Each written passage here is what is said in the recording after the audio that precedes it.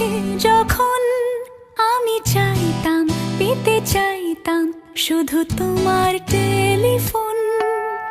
ঘর ভরা